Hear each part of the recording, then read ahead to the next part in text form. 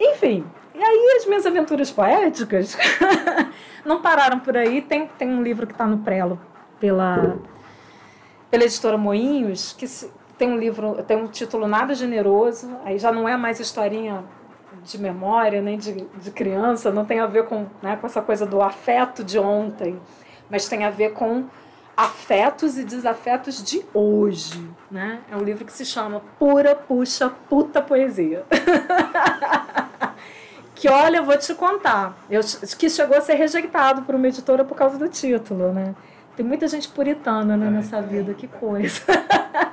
Enfim, aí sim são poemas sobre o feminino, sobre o ser mulher, sobre mulheridades e sobre ser mulher num contexto patriarcal, machista. E, quer dizer, como é que a gente responde a isso através da poesia? Faço questão de vir aqui conversar sobre ele assim que ele for lançado com vocês, a gente fazer de repente uma roda mesmo de leitura, porque quer dizer, eles têm um tom bastante diferente desses dois primeiros, né? Os dois primeiros foram ensaios de memória, né? E esse não, esses são vivências, né? São vivências minhas e que eu tive que colocar no papel até para poder trabalhar, né? Não só a minha letra, mas também a minha vontade enfim, de explicar um pouco o mundo em que eu vivo, né? Até para deixar para minha filha, né? Quer dizer, como explicar no mundo de hoje que companheiros matem suas companheiras no óleo quente, fervendo, né? Vou dizer o que para minha filha? Não, isso não acontece. Acontece todos os dias, né? Quer dizer, de que forma nós, mulheres, podemos, e os homens também podem fazer, né, dessa convivência algo diferente, né? A gente não precisa, né, mediar a convivência pela violência, né? A violência ela é um dos fatores, ela é um dos ingredientes, mas ela não poderia jamais ser, né, o principal, né? Acho que tem marcaroça embaixo desse angu que a gente precisa remexer. Muito bem, muito bem. Bom, e aí, se vocês me perguntassem sobre, tá, mas e aí, o que você anda escrevendo na universidade, o que você anda ensinando, como é que você anda trabalhando, quais são seus interesses? Caramba, durante muito tempo o meu interesse assim, primordial foi Euclides, né? Eu acho que até pela história afetiva, né, que eu contei para vocês. Quer dizer, eu tinha um pai que trabalhava na casa de Euclides da Cunha. Eu cresci, né, na casa de Euclides da Cunha. Então, quer dizer, de certa forma, isso veio meio como que uma cobrança, sabe, interna minha e também uma cobrança das pessoas com as quais eu convivia. Poxa, mas você é de Cantagalo, por que você não torna o Euclides seu objeto de estudo, né? Seria uma coisa praticamente, né, óbvia, né? Quer dizer, o caminho estava sendo trilhado por aí. E eu me lembro muito bem, quando eu vim para Niterói, era o ano de 1996, eu fiz a prova para o mestrado, e eu apresentei um pré-projeto na UF, que era uma espécie assim, de análise comparada entre alguns escritos do Euclides da Cunha e alguns escritos do Fernando Pessoa sobre sebastianismo, que era uma coisa que, sabe, me povoava o meu imaginário.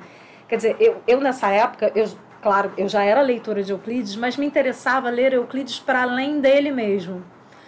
Foi quando eu me encontrei, por exemplo, com a galera que estuda o Arraial de Canudos e estuda o Antônio Conselheiro, estuda o movimento do Belo Monte, né, como um movimento histórico, como um movimento também literário. E ali eu fui encontrar alguns resquícios, alguns indícios de sebastianismo, que era uma coisa que, sabe, sempre me chamou muita atenção. Como é que pode um mito, né, um mito do século XVI, ainda sobreviver em pleno sertão, né, do Brasil, né, em pleno século XX, né? Quer dizer, como é que a gente explica, de certa forma, explica a Guerra de Canudos, em parte também pelo fato de ter acontecido pelo viés, né, de um movimento messiânico. E aí eu achei que dava um samba legal, tá, então eu vou estudar o Euclides e vou estudar o Pessoa, né? Esses dois sebastianismos, o sebastianismo lusitano e o sebastianismo sertanejo, que foi reapropriado, né? Foi uma reapropriação do sebastianismo lusitano. Claro que eu abandonei isso no primeiro momento. Foi só chegar na UF e eu vi que o que eu estava querendo fazer era enorme demais. Não, sabe? Eu precisava de um foco e eu estava extrapolando. E aí o Euclides ficou quietinho, né? Eu acabei me apaixonando por um outro escritor contemporâneo, né? Um escritor português chamado Manuel Alegre, e ele acabou me acompanhando durante toda a minha formação, tanto no mestrado quanto no doutorado. Manuel Alegre é um outro papo que a gente pode ter também, né? Em outro momento. Mas o Manuel Alegre, assim, para mim foi uma descoberta, né? Meu orientador era um estudioso da obra do Alegre, o Mário César Lugarinho, e o Alegre era um poeta, era um capitão da Revolução dos Escravos de abril de 74, né? E tinha seus poemas musicados por vários compositores populares em Portugal. Tanto que a música que toca na Rádio Voz da Liberdade, e que foi a senha para que os soldados se aquartelassem, né? Quer dizer, saíssem dos quartéis e fossem para a rua para proclamar a Revolução dos Escravos, foi uma música a partir de um poema do Alegre, né? E, quer dizer o cara que estava ali vivendo aquele momento histórico, né, numa profusão de encontros e desencontros, quer dizer, era um militar, mas era um militar contra o regime, né? Enfim, foi uma descoberta, né? Eu me apaixonei integralmente pela Alegre e acabei abandonando um pouquinho o Euclides. Eu só vou retomar o Euclides alguns anos mais tarde, quando eu já professora universitária, né? Fico pensando, poxa, como é que eu posso devolver, né, de alguma forma para minha cidade, para minha terra, né, as coisas que eu estudei, as coisas que eu fui construindo ao longo de tantos anos de carreira e estando dentro da maior universidade pública do Brasil, que é a UFRJ. E aí, de 2008 para 2009, a gente começou a fazer um movimento, eu, a professora Anélia Petrani, também da Faculdade de Letras, o professor Luiz Fernando, da Faculdade de Formação de Professores da UERJ, né? A gente juntou, né, o UFRJ, Letras e Educação, e o UERJ, Faculdade, né, de Formação de Professores, e fizemos um projeto de extensão, chamado Projeto 100 Anos Sem Euclides. Em 2009, o Euclides, né, fazia 100 anos da morte do Euclides, né? E aí foi super legal, porque a gente conheceu, a gente viajou pelo sertão, fomos para a Bahia, fomos para Canudos, fomos para São José do Rio Pardo, essa outra cidade em que Euclides tem lá um centro de estudos também dedicado a ele. Então a gente conversou com meia légua de gente. E aí, vamos juntar? Vamos fazer uma coisa legal para marcar essa morte do Euclides, mas não como um episódio trágico, né? Não como, agora está fazendo 100 anos que, né, o amante da mulher do Euclides matou ele. Não era isso que a gente queria. A gente queria, de certa forma, revitalizar aquela obra, né? E falar para as pessoas, conversar com as pessoas, principalmente professores, de que forma aquela obra podia entrar na sala de aula de novo, em pleno século XXI. E estava meio esquecida, né? Quer dizer, de que forma a obra do Euclides ainda tem coisas a dizer para a gente em pleno século XXI, né? E foi muito legal, muito legal. A gente, assim, a gente fez um seminário internacional, a gente teve a coragem de tirar esse seminário aqui do Rio, né, que poderia ter acontecido aqui na Academia Brasileira de Letras, poderia ter acontecido na UFRJ, mas a gente levou para Cantagalo. A gente levou para um hotel fazenda no meio do nada, né? Ou seja, do lugar onde Euclides nasceu, plantação de café. Levamos esse seminário para lá, foram 3 dias maravilhosos. Pesquisadores do Brasil, do mundo inteiro, se envolveram com isso, aceitaram nossos convites. A gente montou um esquema, né? O UFRJ, o UERJ, ônibus subindo, carro particular nosso, levando palestrantes para lá. Eu sei que a gente conseguiu reunir lá cerca de 300 pessoas para rediscutir a obra do Euclides, professores da educação básica, e a gente formulou ali várias e várias propostas de trabalho com essa obra. Foi um negócio muito legal, muito legal. E aí a gente viu que a gente tinha uma responsabilidade nas mãos, continuar o projeto, torná-lo autossuficiente. Então, durante pelo menos 10 anos, o projeto teve parcerias importantes, né? Teve parcerias da Secretaria de Estado de Educação, a gente implantou um ponto de cultura lá em Cantagalo, foi a primeira cidade do interior a ter um ponto de cultura, né? Esse ponto de cultura ele tem um arquivo de memória, que é um arquivo de memória dedicado à história da educação do interior fluminense. Esse arquivo ele tem... Senta aqui, Florzinha. Esse arquivo se chama Arquivo de Memória Amélia Tomás, em homenagem à primeira professora leiga de Cantagalo, que alfabetizou assim, metade da população na década de 30, na casa dela. E foi a primeira euclidianista, assim, foi a primeira pessoa a sacar que a memória de Euclides da Cunha precisava ser usada como um dispositivo de, sabe, naquele momento meio que efeméride, né, para a cidade. Mas, de alguma forma, foi importante porque ela foi uma batalhadora tão aguerrida pela memória de Euclides, que ela foi a primeira mulher a entrar na Academia Fluminense de Letras. Ela, a Amélia Tomás é a primeira mulher, e acho que única lá de Cantagalo, que entrou na academia. Isso sem ter vindo ao Rio, isso é mal barato, sem ter vindo a Niterói.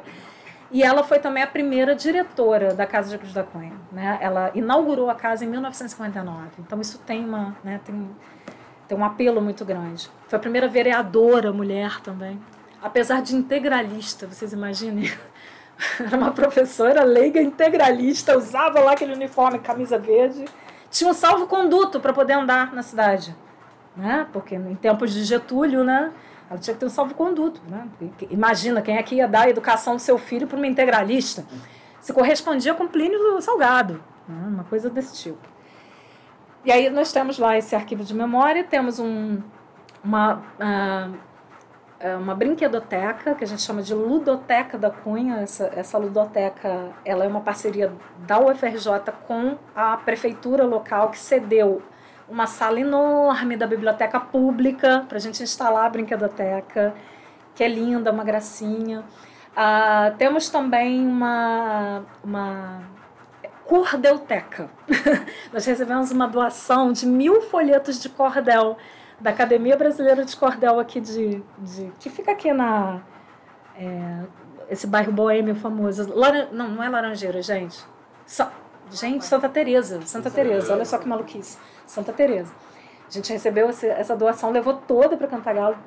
Várias escolas agendam para a gente fazer minicurso, fazer roda de leitura, né? Porque são 1000 exemplares de cordel, né? É muita coisa. E a gente tem lá. A gente batizou a cordelteca de Madrinha Mena, porque a Mena é a madrinha dos cordelistas brasileiros, né?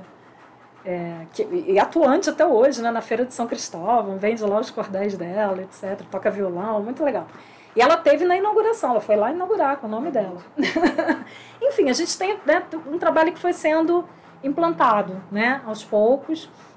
E esse projeto ele cresceu tanto que ele virou um programa de extensão. O que é programa? O programa ele é uma parceria entre mais de uma unidade da mesma universidade. Então, nesse caso, é uma parceria da Faculdade de Educação, né, que eu coordeno, e uma parceria com a Faculdade de Letras, né, de onde vêm os bolsistas que fazem o intercâmbio do projeto. Aí ele passou a se chamar Programa Caminhos da Serra Fluminense. E a gente passou a atender outras cidades ali daquela região, com minicursos, com apresentações, com workshops, com visitação, né? Quer dizer, pelo menos assim, Friburgo, Bom Jardim, Cordeiro, Cantagalo, Macuco, Duas Barras, Sumidouro, que a gente já teve um pouquinho em cada uma dessas cidades, fazendo alguma coisa ligada à memória de Euclides da Cunha, né? Eu acho isso super legal, porque, quer dizer, é uma forma de a universidade também se interiorizar, né? A gente fala tanto no trabalho da universidade, mas a universidade ainda está muito encastelada, né? Quer dizer, ela ainda fica muito aqui nessa região metropolitana. E eu acho que a ousadia do projeto foi subir a serra, né? Quer dizer, a gente foi para um lugar que, né, geralmente as pessoas não vão, né? Que são as cidades do interior do estado do Rio, que estão abandonadas, né? Estão lançadas à própria sorte pelos últimos governos, que a gente sabe que foram um desastre. Enfim, são cidades que têm os piores IDHs, né, do estado. Mas a gente acha que, né, quer dizer, projetos como esse, projetos culturais, projetos de educação, de formação de professores, esses projetos podem contribuir a longo prazo para uma mudança nessa mentalidade, nessa concepção, né, de, né, um interior fechado, um interior conservador. Não, por que não? Quer dizer, a gente teve uma professora que era leiga e alfabetizava em casa, na década de 30. Né? Que coisa mais revolucionária do que isso, né? Dar saber a outras pessoas na sua própria casa, né? Então, quer dizer, eu acho que a gente precisa, né, tem ajustes para serem feitos, né? Houve muitos cortes de verba, quer dizer, a gente tinha 15 bolsistas, nosso projeto tinha 15 bolsistas. Atualmente não tem nenhum, porque eu acabei de chegar de um pós-doc, né? Então, quer dizer, agora é que eu vou começar a reestruturar o projeto. Mas acho que, sabe, é uma... Mesmo que a gente tenha um bolsista, a gente vai escolher uma atividade, vai trabalhar nessa atividade e vai trabalhar em loco, né? Porque é importante que a gente se volte para Cantagalo de novo como uma espécie assim, de metáfora daquilo que a própria universidade às vezes deixa de fazer. A gente precisa estar onde o povo está. Né? Quer dizer, não adianta achar que essas pessoas vão sair dos seus casulos e participar de congressos, seminários científicos. Não. A gente tem que, né, tem que fazer uma abordagem, uma formação de público, né, lá, onde nada existe. Não tem cinema, não tem teatro, não tem... Né, quer dizer, as pessoas se divertem como? Elas vão à missa, vão ao culto e voltam para casa. Elas vão à escola, é mais ou menos por aí. Né? Elas vão à escola e voltam para casa. Aí quando chegam, né, terminam a escola, querem sair da cidade, porque veem que não tem oportunidade. Né? Quer dizer, se elas permanecerem ali, elas vão permanecer indo à escola e ao culto. E só. Então, quer dizer, eu acho que a gente precisa mexer um pouco mais, né, com esse imaginário, com esse substrato cultural que ainda está muito fechado, mas acho que a gente tem possibilidade de abrir. Né? E aí, quer dizer, essas minhas andanças... né, a partir do Euclides, da obra do Euclides, elas deram alguns frutos. Eu trouxe alguns assim só para mostrar para vocês. Esse aqui, por exemplo, é um projeto inacabado, que eu me penitencio muito por não ter conseguido acabar ainda, mas eu vou retomá-lo agora esse ano. Se chama Euclides e Andanças. É uma proposta de introdução à leitura de Euclides da Cunha, mas através de dois personagens que são dois adolescentes, dois jovens, que acabaram de entrar no ensino médio. Tá? Ou seja, é uma espécie de blog criado por eles para contar a história de como eles se aproximaram. Ambos os jovens estudam no Colégio Pedro II e eles descobrem que o Euclides da Cunha já tinha dado aula no Colégio Pedro II. E ficam muito curiosos com aquilo. Um desses jovens, né, que se chama Joana, o outro jovem se chama Edmundo. Aliás, Edmundo é uma homenagem ao meu avô. A jovem Joana, ela é de Cantagalo. A Joana é meio que um alter ego meu. E aí a Joana conhece o Edmundo numa semana euclidiana em São José do Rio Pardo.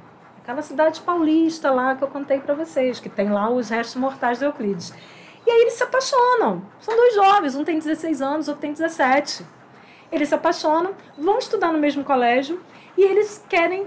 Quando eles descobrem que o Euclides também tinha dado aula ali no Pedro II do Centro, né, ali na Marechal Floriano, e aí eles começam a pesquisar tudo que eles podem sobre Euclides, formam uma roda de leitura, um grupo de leitura, para levar o Euclides da Cunha para a sala de aula de novo. Fazem propostas para os seus professores. Pô, professor, vamos ler juntos na aula de geografia Os Fazedores de Deserto, do Euclides, que é um texto que está lá em A Margem da História, né? Que é um livro póstumo do Euclides, de 1909, né? E aí eles levam Os Fazedores de Deserto e os colegas ficam assim, bestas. Cara, mas esse texto foi escrito no século XIX. Quer dizer que os homens já são fazedores de deserto desde o século XIX.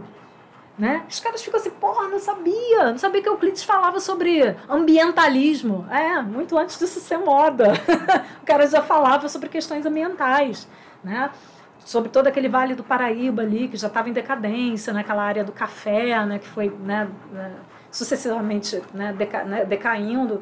Então, quer dizer, isso aqui ia ser um blog, um bate-papo entre a Joana e o Edmundo sobre questões suscitadas pela leitura do Euclides, entendeu? Mas com uma linguagem jovem, né?